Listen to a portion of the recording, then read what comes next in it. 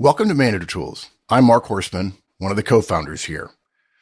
Due to coronavirus, we thought it would be helpful for us to re-release some casts that address problems that you may now be facing in your professional or managerial life. We have topics like phone one-on-ones and distance management for those of you who are being asked or encouraged to telecommute, and much more. What's more, we're releasing these casts daily over the next several days. We didn't want you to have to go back through our archive and find things that might be relevant. We've already done that search for you. We hope this helps, and if you need help, reach out to us. Good luck in the days, weeks, and months ahead. We're rooting for you. Welcome to Manager Tools. Today's topic, Race Don't Chase, part 1 of 2.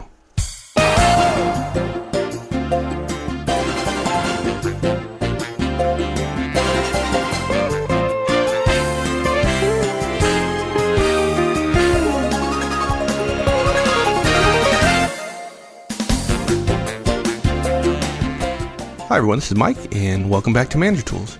You know, most any manager can manage well, or at least look good managing, when times are good. Retention is as easy as it will ever be, budgets tend to grow to hide lack of controls, and others want to join your team, so hiring is easy too. But during tough economic times, like today, the professional manager has to manage with more effectiveness than at almost any other time. She's distracted by her own concerns while having to keep tabs on the concerns of her team. She has to listen to the rumors flying around about layoffs and mergers and industry moves, and then apply them not only to her situation, but also make sense of them for her team. And oh yes, she has to do this all and cut costs too. Listen in, we'll share the first rules of budget management in a downturn. Race, don't chase. Here we go.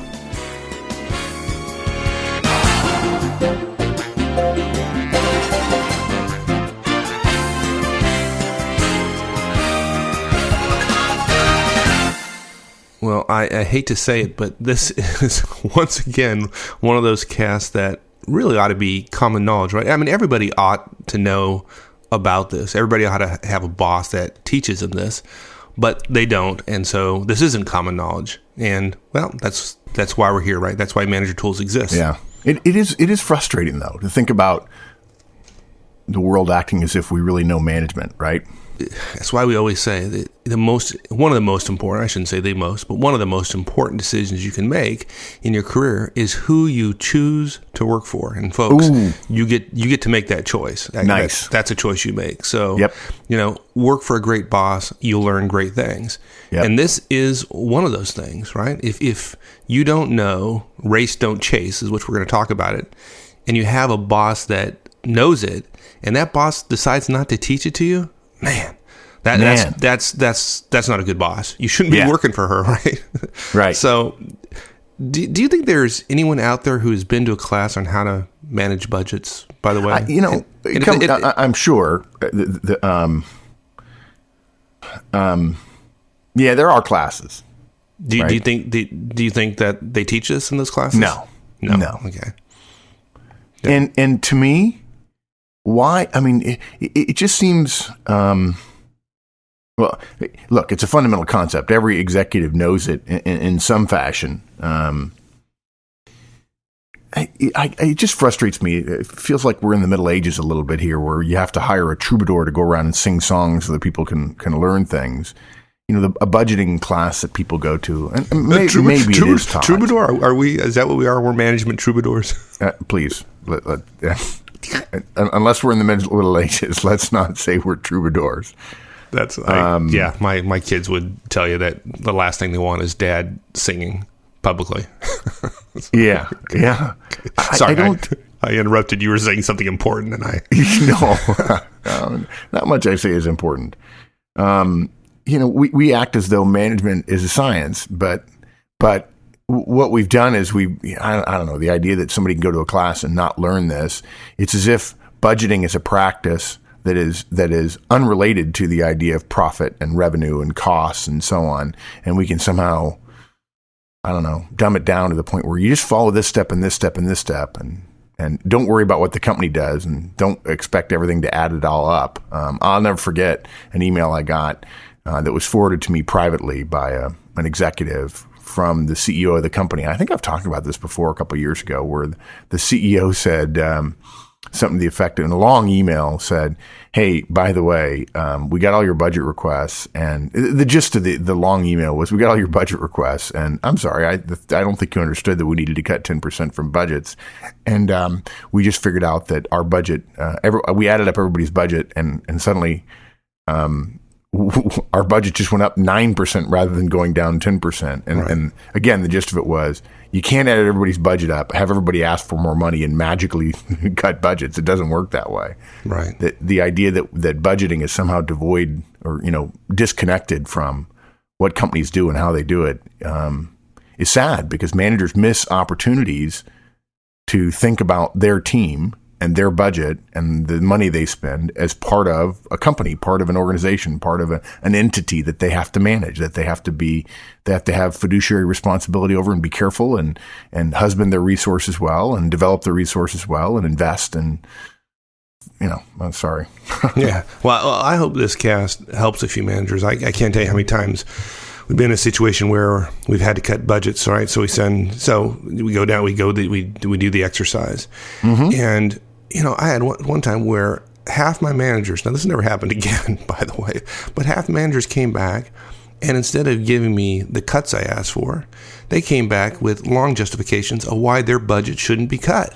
Yeah. It's like, what about this exercise do you not get? Right? Yeah, just boggle. It's a boggler. I think that's a new phrase. Boggler. It's a boggler. That's a boggler. It's not galactically stupid. It's just. I like boggler. I try not to say that anymore, but yeah, that's less. I think boggler is less offensive. Yeah. Now tell me something. Okay, I might make a joke about that. But what did you do? Well, I mean, seriously, what did you do when you got back managers? Now, these are smart people working for you. I know them. What did you get? What did you say, or what did you do when you got these budgets back? That all said, well, you really can't cut mine. No, what did I do, or what should I have done? No. What did you do? Seriously, what did you do? I think the comment was one of those. Look, if I have to do your job, I don't need you. Nice. I think I actually did say that, and my second point was, look at guys, I've got a mandate to cut 10%. And so if half of you come back to me and tell me why you should not be cut, that means I got to go get 20% from everybody else. Yeah. And is that reasonable? No, it's not reasonable. Folks, you're part of a team, and there's no benefit to the team of you coming back and telling your boss how you're different than everybody else. Because guess what? Everybody else is going to do that as well. So okay. So let's help people not make the mistake, right, and talk about race, don't chase. Right. So what's on our cast? Okay, 5 parts. The first 2 are really simple. They're just descriptions or explications. The last 3 have sub-bullets. We get into the details of what to do. Number 1 is we're going to define race, don't chase. Okay, it's an easy way to remember a fundamental budgeting principle. Number 2, we're going to make a key disclaimer about this cast. It's important. We need to do that up front because I think there will be some perception. We need to talk about what this cast is not.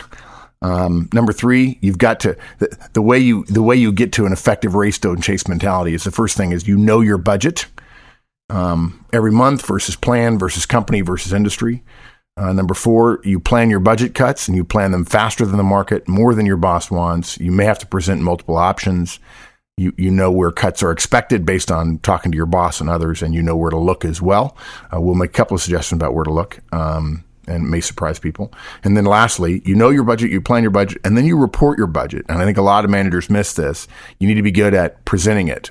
If you present it sloppily, there will be perceptions that you thought sloppily, and you don't want to be defending your recommendations in front of a bunch of senior people because it's likely that those senior people who you're defending it to do this all the time. They cut budgets. So you got to follow procedures. You got to show your cuts. And one more thing, we're going to leave off with being discreet about budgets. So. Good. Yeah, this whole, that outline just brings back terrible and great memories for me. Yeah, when you were at MCI, of course, and then you were at WorldCom, which was a huge culture shift. So you saw budgets in growth, and you also saw budgets, maybe not in death spirals, but at least. Dude, when you go bankrupt, it's called a death spiral. Yeah, it was a death spiral. It helps Helps to have a felonious CEO taking you bankrupt. Yeah, he was... Let's move right along here. Yeah. Okay. Nothing behind that curtain. Yeah. Nothing worth talking about it. That's for sure. So let's get race don't chase defined. What is it first? As my daughter Kate would say, good plan. Race don't chase simply means that in an economic downturn, when your revenues begin to fall off, you cut expenses faster than the data you're getting about revenues suggests you should. Rather than getting data about last month's spending and then spending less than last month's revenues this month, you make your expenses race your revenues to the bottom of the downturn, hoping actually that you beat them there.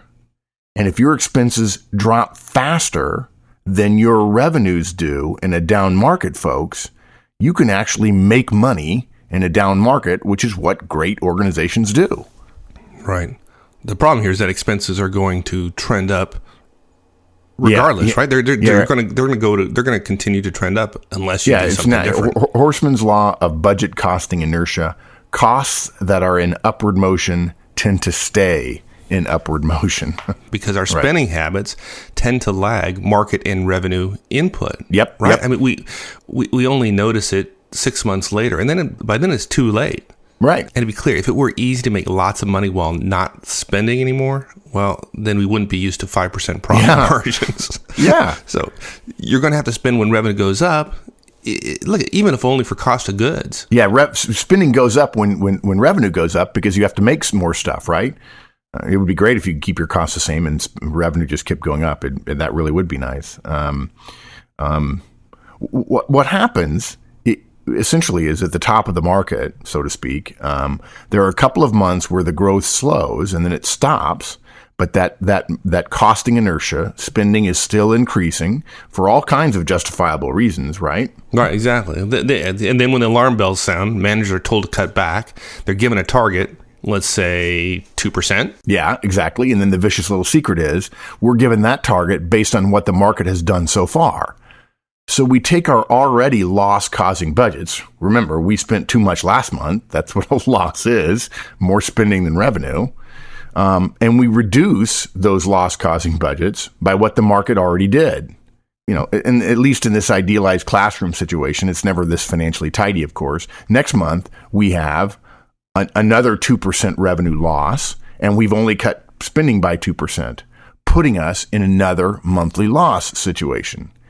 If you simply chase revenues to the bottom of the curve, economic theory and managerial behavioral theories tell us that we will have spent every month of that recession or that downturn losing money. Right. So let's make it really clear. So the first month, at the end of the month where you've lost 2% revenue, you cut 2%. So you've lost 2% that month. Right. The following month. But remember, the month that you cut 2% out of your budget is the month after you charted the revenue that was less than your costs that are still going up. Exactly. So for the following month, you will have cut your expenses by 2%, but your total revenue will be down 4%. Exactly. And so you lose another 2%. There you go. And that is the whole chasing phenomenon. Right. And then at the end of the cycle, when the market begins to turn, we will have been not making a profit. Exactly. Right? And that's what losing money is in one way. And that's important because profit is what we spend as capital. And here's one of my pet peeves, just to say that, hey, folks, when big companies make billions of dollars in profit, the CEO doesn't get all that. The executives don't get all that. He or she may wish they got it all, but they don't. Yeah. They use that as capital to invest in the next upswing in the market.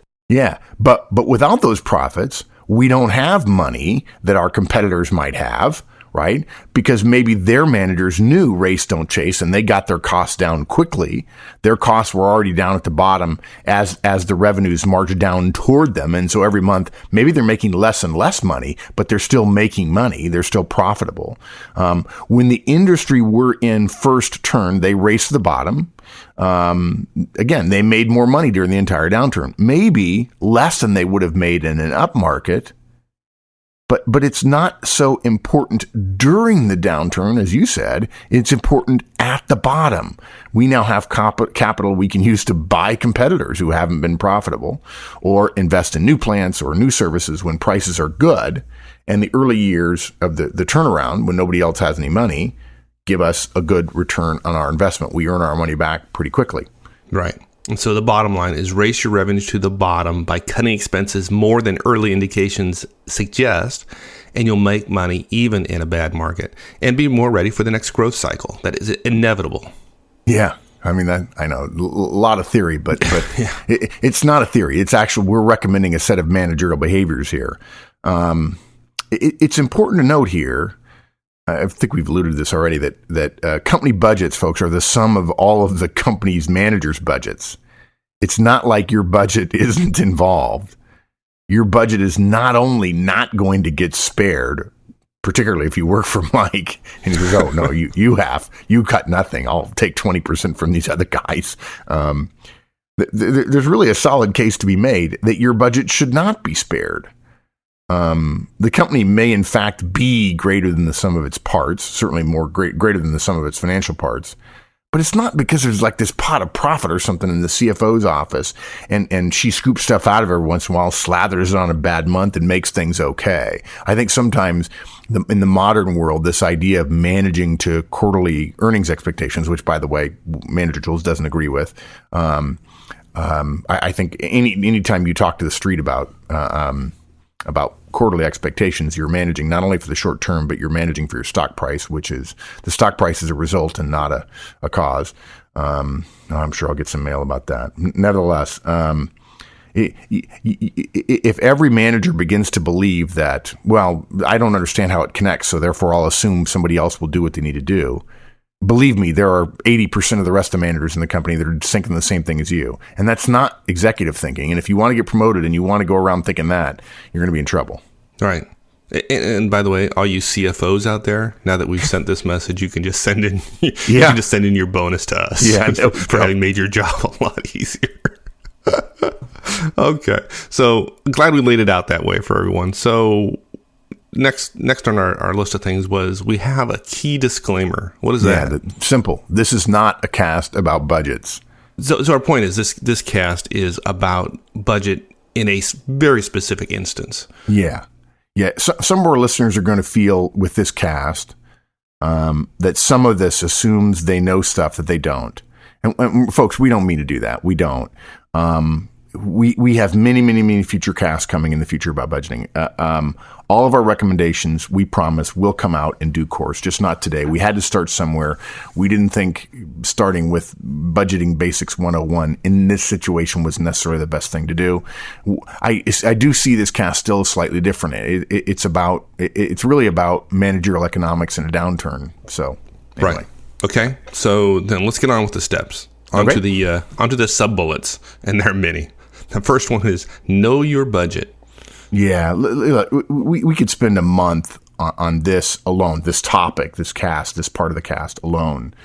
Here now is Horstman's first law of managerial budgeting. The effective manager knows his or her budget perfectly. Yeah, I love the word perfectly. Mm-hmm. And just to be clear, we really mean that. Every line, every dime, every amount, every month, no matter how much. Yeah, to the penny. Yeah, I mean, to the penny. You know it like you know the Pledge of Allegiance if you're from the U.S. You know it the way you know the back of your hand. You spout it. If you don't know what your costs are, how can you have any confidence about your profitability? Okay. And please don't tell us that you don't have any revenues, so therefore you don't have any profitability. If you have costs and you're not managing beneath your targets, then you're not helping profitability.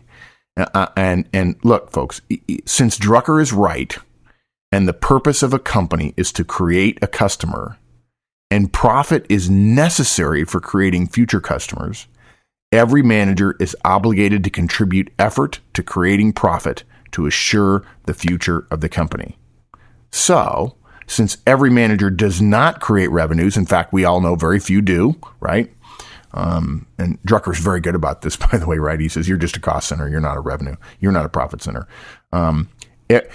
Since we know every manager doesn't create revenues, every manager must then learn to manage cost. This is the core, fundamental, fiduciary, financial, managerial, economic principle that every effective manager knows his or her budgets perfectly.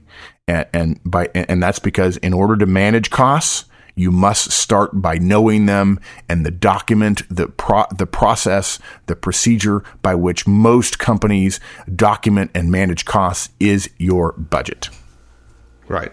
And let me go off topic here just a second. Sure. There is a disturbing trend under difficult circumstances where budgets are being taken to a higher level. So where a senior manager used to have a budget, he or she no longer has budget, and now the director is managing it all directly. And if you have the ability to influence that, that is exactly the opposite direction to go. Yep. Push budgets and that responsibility as far down as you possibly can. It makes no sense to have a manager with no budget authority, and then the first time they have to manage a budget, it's $15 million. Exactly. That makes no sense. It makes no sense. Yeah. And what we have a future cast on this, right? But it actually talks about how to give your subordinates budgets when the company does not, right? Yeah. You can create a situation where you sign off on stuff, but it's their budget, right? But budget authority means you can sign off on things, but that doesn't mean you can't break out your spreadsheet for them, right? Exactly. Doesn't mean you can't divvy it up. So if you're not doing that, if you think finally I've got a budget and you wish you'd had one last year when you didn't, then gosh darn it, give it to the person who's now who's in the job you used to have. Teach him or her how to manage a budget when it's 5,000 or 10,000 rather than as much 15 million. Holy man! And so there is one of 30 casts in the future on budgets. 28. Okay. 30, 29. We should do 29. And just to be clear, we're talking about all costs, not just some, all your costs. Everything. I think I could be wrong here, but I think most managers who have budgets have what we call line item budgets. Now, folks, if you don't know what that is, sorry, but think of this example. If your personnel development budget is, let's say, $1,000 and your travel budget is $500, you can't spend $1,500 on personnel development and justify it by saying you didn't spend it on travel, that you spent zero on travel. There are budgets like that. They're called block budgets. But I think it's fair to say that in the future it's going away. And part of the reason that we had block budgets before was because we didn't have computational power and the time and the resources to spend to manage all of that at a granular level, at the managerial level. And so we lumped them all together. And by the way, to your point about aggregating budgets up, I know a couple of companies who do that, and it's just mind-boggling. I know assistant vice presidents who have 200 people working for them and don't have a budget. It's just... That's incredible. It is. It's monumentally not effective. I wouldn't want to say it's galactically stupid, but it's monumentally not effective. Okay. So I do think block budgets, fair to say, they're probably going away in the future. And again, folks, we're talking about large organizations, profit-seeking organizations. We understand that this is a little bit different for nonprofits, although most nonprofits I know do have line item budgets. And look at, by all costs, folks, we mean every line, every month, every amount that you spend. The sharpest managers we know are the ones who, whether it's their predilection or not, whether they're like Mike or like me, whether they like this stuff or not, Mike likes it, I don't, whether they prefer to do it or not, they are damn bloody good at it. You don't get paid to do what you like. You get paid to do what your job requires of you. Drucker asks, what can I contribute? If you're a manager, you better contribute budget control. Okay? They know what each line is for each month. When they're in a meeting and somebody says, how much do we spend on that? You can say, I have that line. It's X. And X sounds like this. It was $13,431.81. Or, lacking that, if you can't do that, you have that document burnt into a copy that you can carry around with you or in your PDA, and you can say, hold on just 1 second, I've got that number, it's X. They know what months are different if they are, and they know why they're different, whether it's the number of weeks, depending upon how the budget is counted, or whether it's number of working days, which makes a difference. I'm always amazed that people, they just divide it by 12 and then they wonder why February is always off. Well, there's like 10% different in the number of days. And then everybody just says, well, February always messes us up. You just look around like, who here's done this before?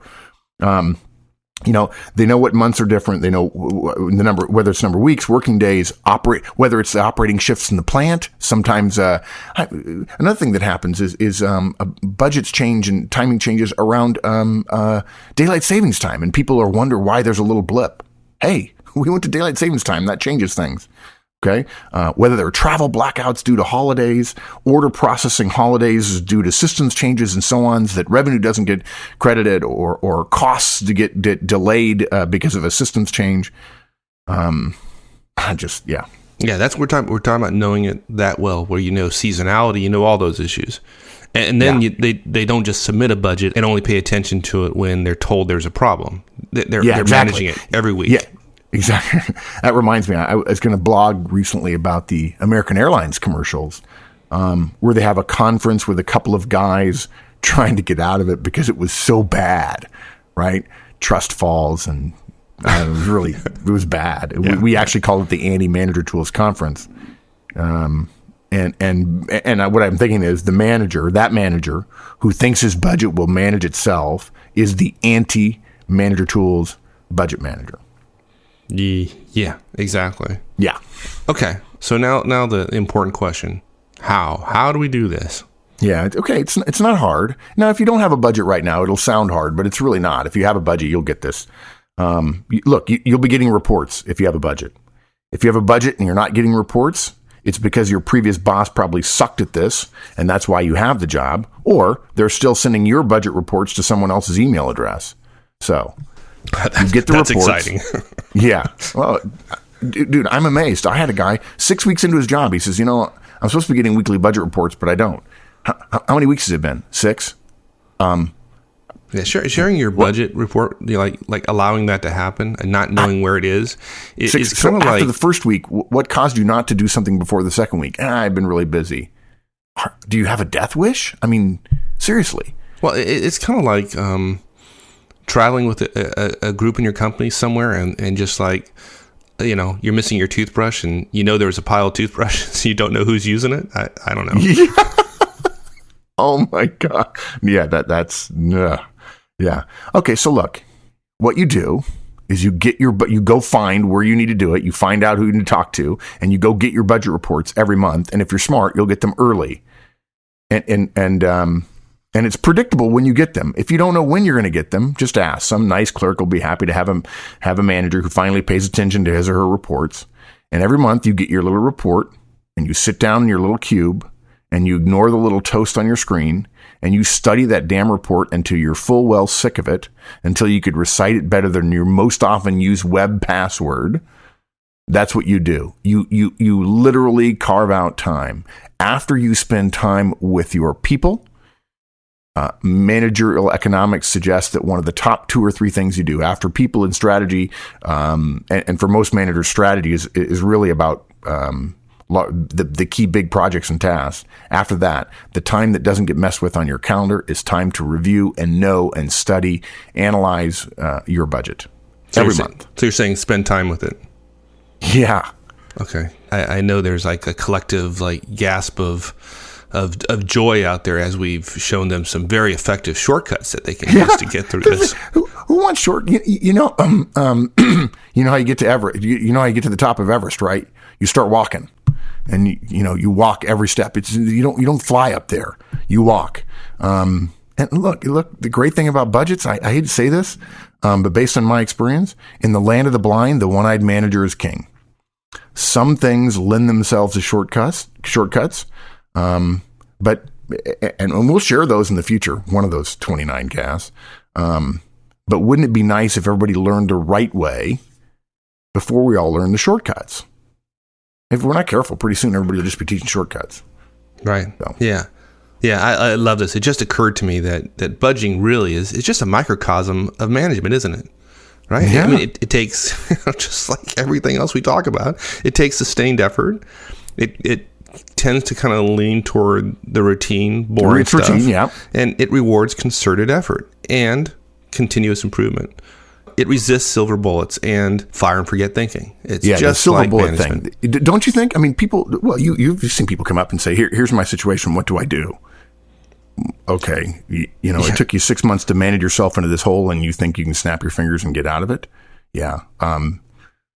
Yeah. It's boring. It's routine. It's not sexy. It's not pretty. It's not dramatic. I've told people this before. It's like tectonic plates. It's not a volcano, and it works just as well as those tectonic plates. Given long enough tectonic plates will give us Everest.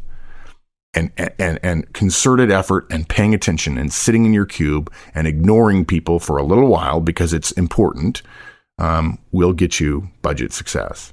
And again, there's many more casts to come. Some in our audience will want it to be easy and fast. Okay, I'm one of them, but it's not.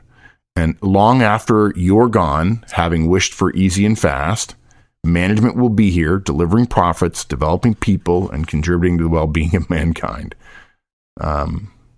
Seriously, is this a great job or what? I love it. Okay.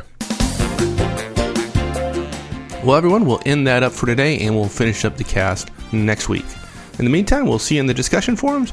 Hey, if you don't mind, take a few moments and vote for Manager Tools, as well as some of your other favorite podcasts at the Podcast Awards, www.podcastawards.com. There's also a link on the website.